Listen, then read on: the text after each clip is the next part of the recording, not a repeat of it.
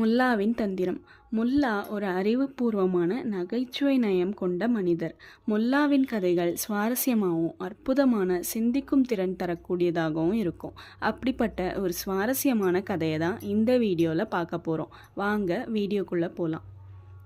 ஒரு நாள் முல்லாவின் வாசல் கதவு தட்டப்பட்டது. முல்லா கதவை திறந்து பார்த்தாரு. அங்கே ஒரு மனிதர் கையில் கொஞ்சம் காய்கறிகளோட நின்றுட்டு இருந்தார்.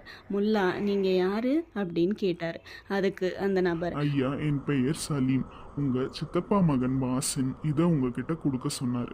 இது அவர் தோட்டத்தில் விளைஞ்ச காய்கறி அப்படின்னு சொன்னார். முல்லாவிற்கு ரொம்ப சந்தோஷமாக இருந்தது. அவருக்கு காய்கறி சூப்னா அவ்வளோ இஷ்டம். அதுவும் தோட்டத்தில் விளைஞ்ச காய்கறின்னதும் அதை உடனே சூப் வச்சு குடிக்கணும்னு ஆசைப்பட்டார். தன் மனைவி கிட்ட சொல்லி உடனே சூப் தயார் பண்ண சொன்னார். முல்லாவின் மனைவி சூப் தயார் பண்ண ஆரம்பித்தாங்க. அப்போது ஒரு வழிப்போக்கன் அவர் வீட்டு பக்கமாக நடந்து போனான். சூப்போட வாசம் அவன் மூக்கை துளைக்க ஆரம்பிச்சது. எப்படியாவது இந்த சூப்பை சாப்பிட்டே ஆகணும்னு முடிவு பண்ணான். முல்லாவின் கதவை தட்டினான். முல்லா கதவை திறந்து யாருன்னு கேட்டார்.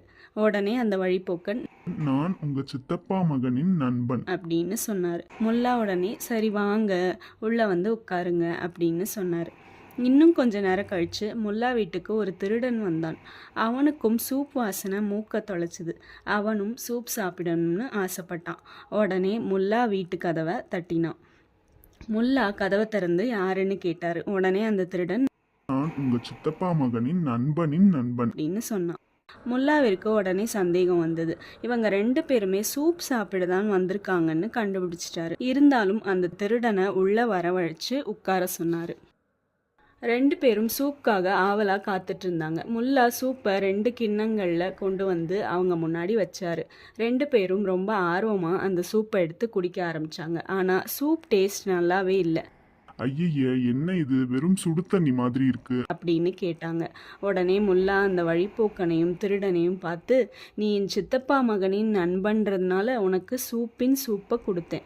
நீ என் சித்தப்பா மகனின் நண்பனின் நண்பன்றதால உனக்கு சூப்பை கொடுத்தேன் அப்படின்னு சொன்னாரு. உடனே அந்த 2 பேரும் அவங்க தவற உணர்ந்து அங்கிருந்து ஓடி போயிட்டாங்க.